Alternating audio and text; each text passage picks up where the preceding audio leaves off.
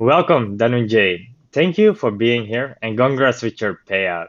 Could you please introduce yourself?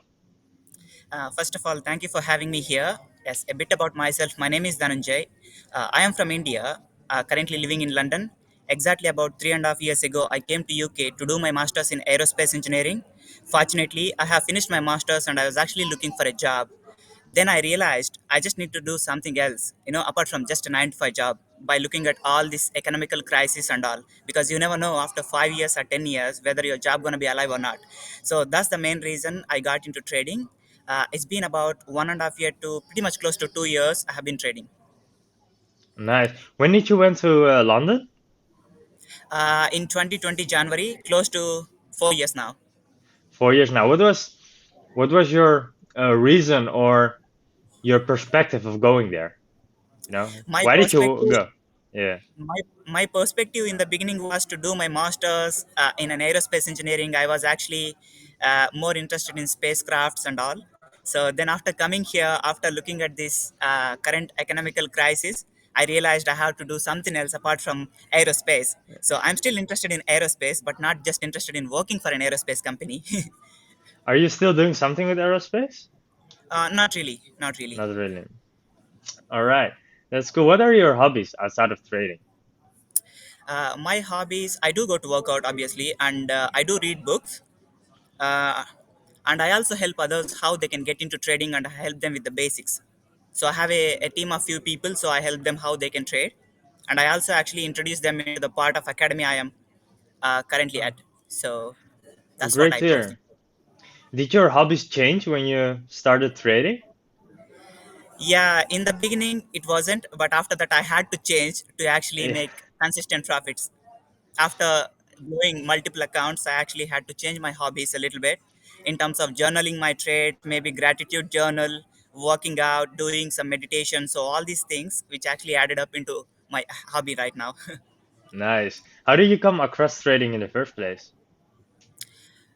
It's actually a strange story. One of the girls was actually posting something in Instagram saying that she made profits of about £100 in just 6 minutes. But I was actually working more than 10 hours to make that money in London, working at a KFC. So I Okay. realized I can actually make that much money quicker. So I actually texted her saying that, oh, hey, help me. What you're doing? Just help me make money the same way you're doing. So that's how I actually became a part of this MLM company, which I'm currently part of. So that's when I started trading from the scratch. Nice. And how was your journey till then? Till you're become profitable? I think in the beginning it was very difficult. I thought trading was easy. So I actually made good profits in the starting. So I thought it is easy. Then after that, I kept blowing accounts after account. I would have blown more than 10, 15 accounts so far. Then I realized I had to do something else to actually make profits, because this thing is working. People are actually making money, but only me. Is the problem is with me, not with the market. So that's when I started to learn with discipline, and also in terms of risk management. So that's when I became profitable now. Nice. How long did it took you to get profitable? As I said in the beginning, I had a good profits, but which were like early success. That's how I look at it. Then after that, after working on my skill set, mastering my skill set, Hmm. then from the past couple of months, I would say 6 months to 8 months, I have been consistently profitable. And you know what's funny? Most of the people that start trading the first time make a profit. Like as if the market knows, okay, it's the first time, so he can make a profit, and then everyone loses. Like it's For some almost reason, everyone's everyone journey. makes profits. That's funny because everybody says that. Uh, Yeah. Can you tell us a little bit more why you started looking at funding pips, prop firms, etc.? I would say honestly, these funding pips is really good in when compared to all other pro firms, because of a weekly payout and also this drawdown rules and everything after they modified, which is actually really good. And also in terms of pricing, also there is no other pro firm which is giving for 399 for 100,000, which is also best thing. And there is no minimum and maximum days, so which is actually the best thing after they modified everything. So that's why I started it and I passed my challenge, and there you go, I got my payout. Nice, congrats again. Because Thank you. first you got your own brokerage accounts, right? Yes. And you blow them away, blow them up. Yeah, in the starting I used to make money. I had my personal account. Then after a point, I kept blowing my accounts in my personal account because I used to only top up about 200, 300 pounds, and I Hmm. ended up flipping it, then also losing it again. So that's what I was doing. Were you aware of prop firms at that time? I was not actually aware of prop firms, but after me getting into trading, exactly after 6 months to 8 months, I actually got to know about FTMO. So to be honest with you, I actually took FTMO challenge. I blown about 2 to 3 times. Then after that, I passed my 100,000 of FTMO. So that's the first challenge I have taken. Then after that, I was looking at other prop firms. So I found funding pips. So then I started it. Then I'm here. Do you recommend funding pips and why? It's because of the pricing, first thing, and second thing, there is no minimum or maximum days, and also the drawdown rules. Everything was really good when I have started, and now it became even more good after they have modified to overall drawdown after getting funded, which is close to 10% equity. Nice. How was your experience when it came to receiving your payout? It was actually good. I actually got paid in just 2 days. Actually, I actually applied for the payout on Saturday, no, Friday. So I ended up Hmm. getting on Monday morning. So it was really good. All right, that's great to hear. Congrats again with your payout. It was almost $5,000. Yeah, this is my biggest payout so far. Oh, really? What did you earn before trading, before funding pips on a monthly Yeah, basis? before funding pips, my first firm was FTMO. It was a six-figure account, 100,000. Yes, I got a payout, but which is not so much. Like, I only got my refund, including with some extra profits, like close to 2 grand. So 5 grand is something which is really good. How does it feel? I mean, I can actually see the difference after I have changed my hobbies, and also I have humbled myself with discipline. So that's when I actually started to see the results in trading. Because you started the funded account on the 15th of June, you got Yes. your payout on the 8th of July. So that's not even a month. Yeah, it's maybe close to 3 weeks. That's it. Yeah, that's it. How does it feel to earn a manager salary or even more than a manager salary within 3 weeks? Yeah, exactly. So, which is actually more than a salary. It feels really amazing. I am also looking forward to make more profits. This is just a beginning. That's how I look at it. But in terms of time frame, yes, I actually got paid from the day I got funded. Then, which was only 1 week away, I got funded about 6 grand. I mean, 6 grand I made. So 80% of it I got it. Nice. What was, I'm curious, what was the first thing you spent the money on? Most of the money I reinvested into buying new challenges because my dream is to build up more capital. Mhm. So that's what I did personally. You aren't spoiling yourself? Not really. I'm not into Not that kind really of at things. all? Oh, No. really great. That's discipline. Yes. I'm sure our viewers would love to know more about your strategy. What can you Yes. tell us about your approach? I'm actually a smart money trader, I would say. So that's what I have been doing from the past 1 year. In the beginning, I was actually doing HFX, which was not Forex, which is mostly about time frames. Based on the time frame we used to take trades. I was just making money and losing money. So then, exactly from I would say from the past 1 year, I got started in Forex as a beginner. And after 1 year, I could see all these profits, which is really good because of the educators I'm learning from. I would say I just want to give all the credit to my educators in the company I am part of. Nice. If I look at your account, you traded mostly gold, actually. Yes, yes. Uh, does it have a reason? Why?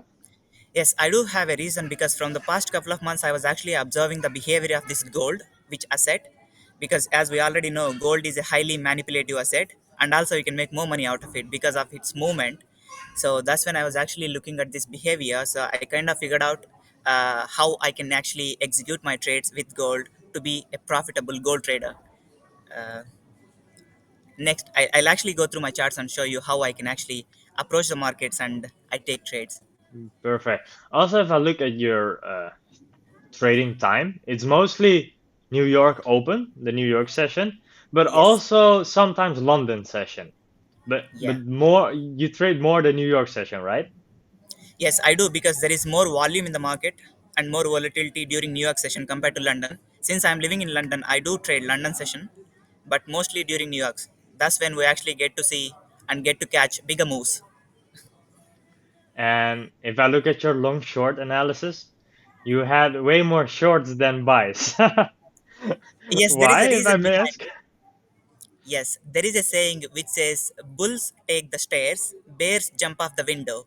So you can actually see those things in the market again and again. So shorts makes more sense than longs because of the volatility, and we can also make quick profits in a quicker time. That sounds as a plan you have. You are aware of what you trade. Do you have certain routines that you do before starting your Trading day? Yes, I do write them a gratitude journal, and I do also look at the news in Forex Factory, and that's pretty much it. Then after that, I jump onto the charts and I try to mark up my charts. And if I find any best setup, then I'll take it. That's what I do.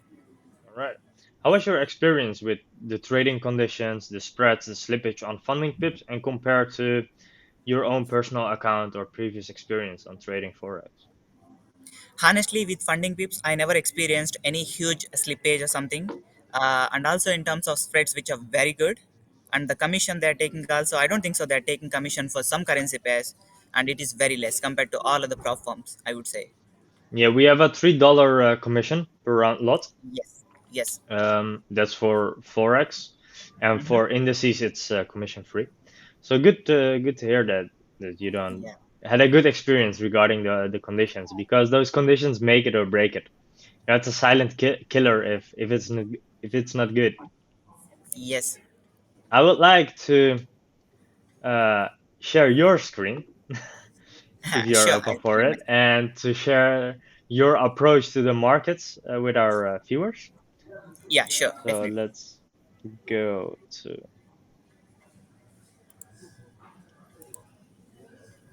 I hope you can see my screen right now.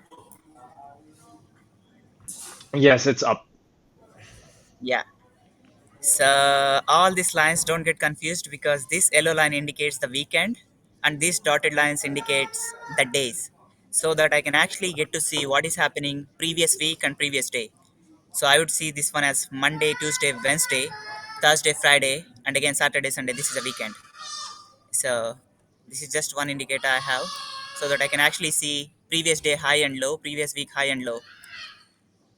So that reason I have this chart, and I'll actually go through some of the best trades I have taken, and also I'll go through the trades which I thought were the best but they didn't really play well in my favor. All right. So as I was really good at gold, I'll start with gold.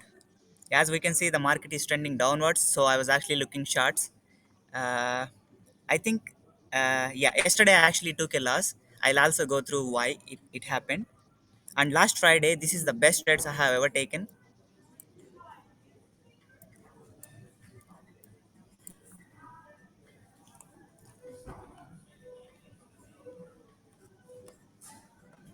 Yes. Here, so I through my backtesting, what I have observed is every Friday the market tend to reverse. So that's what I have observed through the backtesting from the past 1 year. So here I was actually looking for a buy. So during the London session, it exactly came and gave a nice entry, but I didn't end up taking it because I was actually looking for a nice entry in the New York session. Then it was exactly here, I would say. I ended up taking this trade. The reason I took this trade is because if I just drop it down to 15 minutes,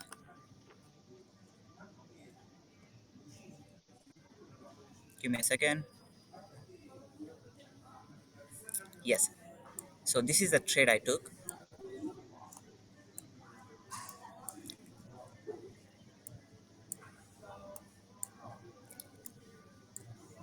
Yeah, as you can see here, this is when the New York session started at exactly 1 p.m. UK time. So this is when we can actually get those sniper entries, I would say. That's when the volume kicks in. Yeah. So here the market is actually going upwards. Then I could see the market actually pull back to this demand zone. So as you can clearly observe, the market is actually coming down and you can actually see the volume is low. Sorry, compared to the previous candle, the volume is higher. Then the candle is actually failing to close below this candle. So I also look at volume sometimes. This is just an added confluence on top of technicals. So because I'm more of a Wyckoff guy, I would say I actually read Wyckoff a lot. If I just show Wyckoff, as you can see clearly here, divergences between volume and price often signals a change in the direction of a price trend, right? So same thing. I can clearly see here. Let me just draw this one. Compared to this candle, I'll just draw this. This black candle. See, there is more volume, but the candle is actually failing to close below this candle. So, which is a true indication that the market is trending upwards. And also, it actually broke the structure again, as you can see with this big impulse move to the upside. It actually mitigated back, then it went up. I actually took around 1 is to 4 out of this trade. So, this is one of the best trades I have taken. Well, how do And you set your stop loss in such a trade? yeah, I actually set my stop loss. I don't have a specific like a 20 pips or 30 pips stop loss. I actually place my stop loss based on the price action. So when I pulled my trigger over here, I actually placed my stop loss below this wick. So this is how I took this trade. I didn't actually I actually didn't end up getting the sniper. I actually at 1908. This is when I exactly entered, and my stop loss was just below this candle, and my TP somewhere 1920. And why was it 1920? There is a reason for this because as you can see to the left side, this entire thing is completely liquidity. So spotting these liquidity zones, you know, these things, these things I treat them as liquidity zones.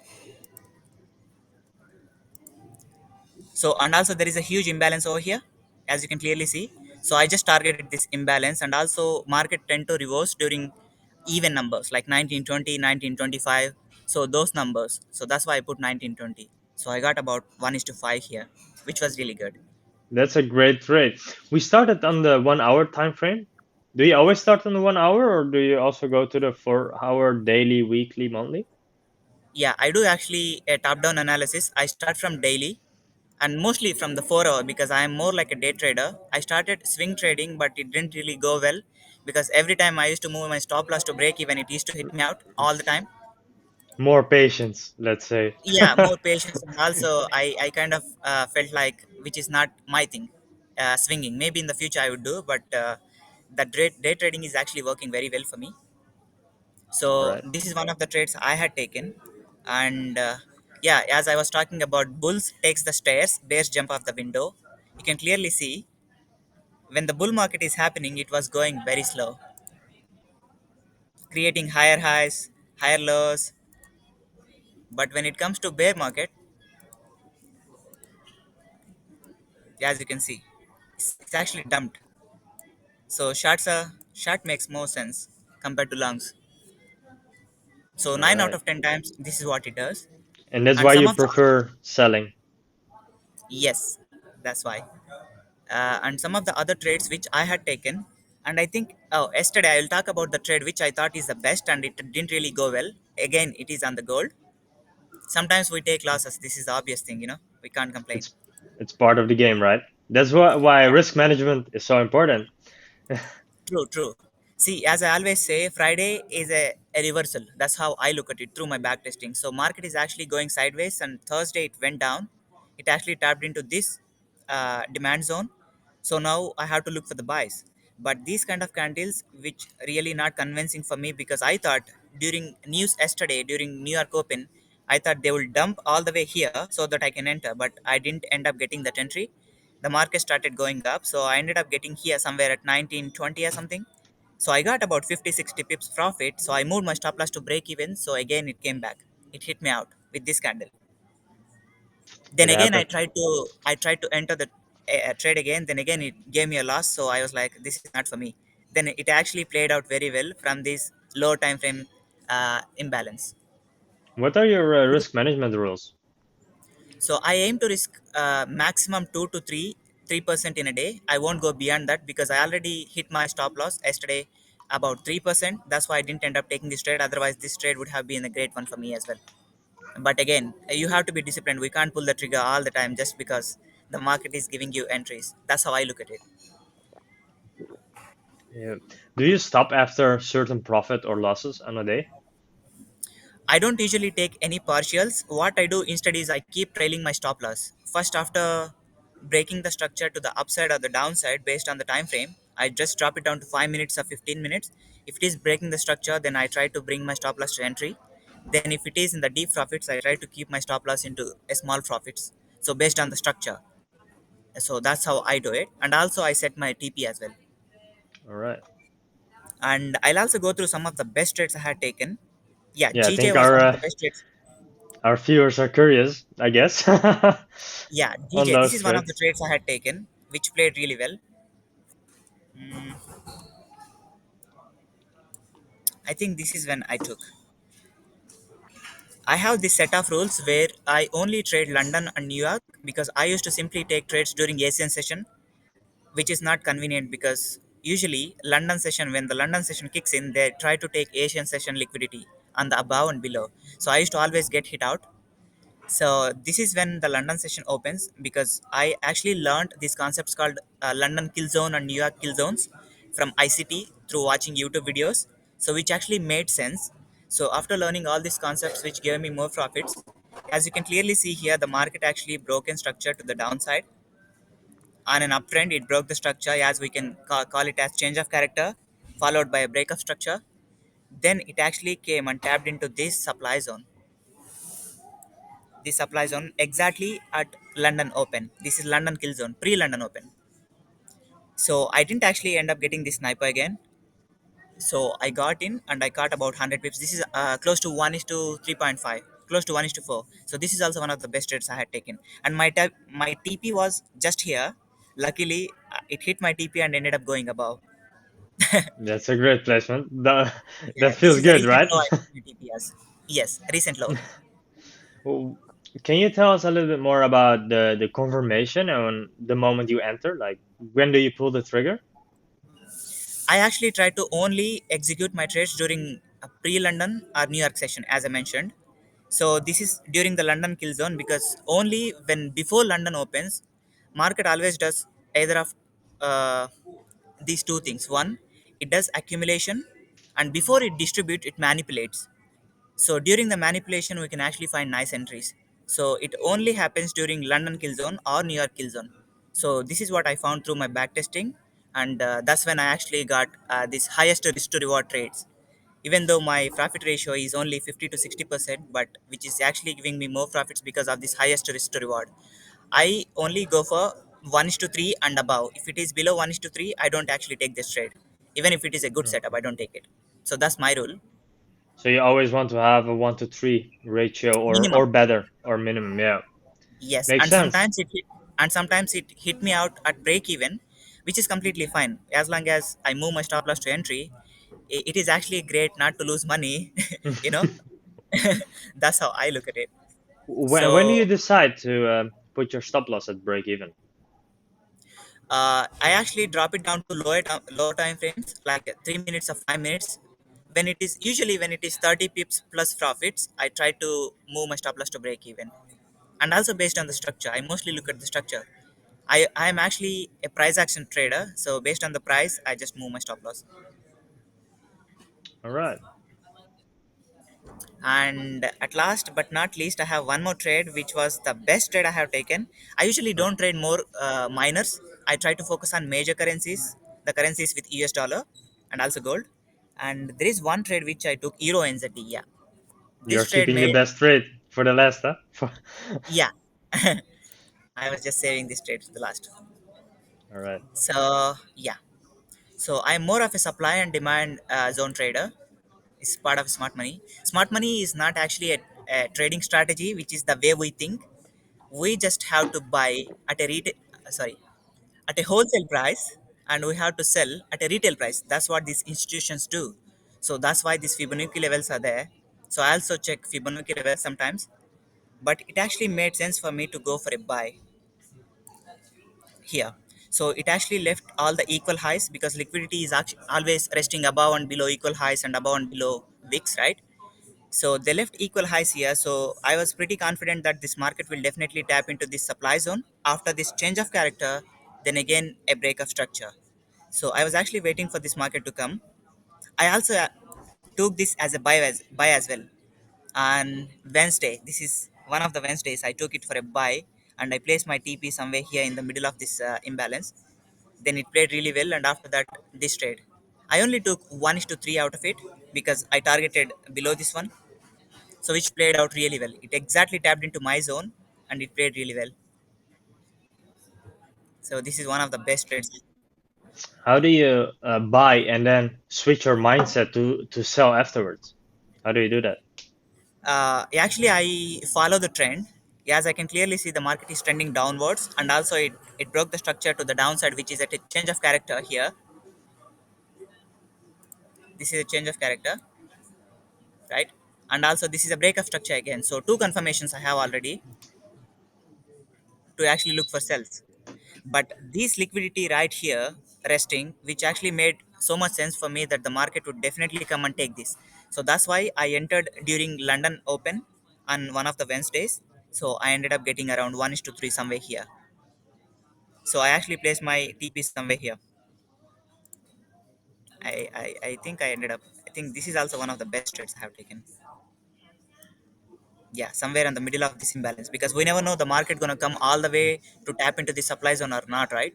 So market sometimes reverse from middle of this zone at the equilibrium zone. So this is the best trade, and also this one, because I always trade majors, as I said. So minors, if I see a proper price action, then I try to take those trades as well.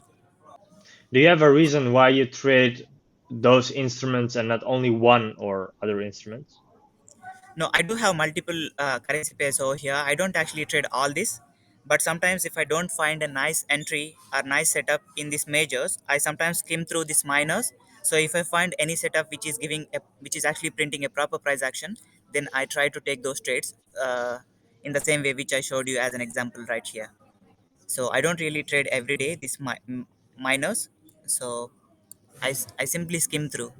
It is also a practice for me to actually master this price action as well. It's funny that you I can have clearly see they build patience. up. Yes, because in the starting, the market actually humbled me a lot after blowing multiple accounts. Then I realized I have to change these things, otherwise, then I'm not going to be profitable. So, It's nice to keep yourself remembered every time you're behind the charts. yes, always. Do you use the 1 hour time frame to enter, or do you go on lower time frames for your I go low confirmation? time frames. I go low time frame so that I can actually place a tighter stop losses. But yeah, 1 hour time frame is most ideal time frame for a day traders. That's how I look at it. On a top down analysis, we can look from 4 hours and daily even, but 1 hour is the most ideal one. I trust 1 hour more than 15 minutes. But when I try to enter the trades, yes, I drop it down to 15 minutes, 5 minutes, because market is fractals. So whatever it is doing in 1 hour, that's the same thing which would be doing at a lower time frame as well. What do So you we look can. for on the lower time frames? I look for nice entries because during these weeks as well, there must be a demand zones and supply zones. If you just drop it down to lower time frame, you can actually get to see. Even yesterday on the gold, the best example is, let me just go to gold because I love gold.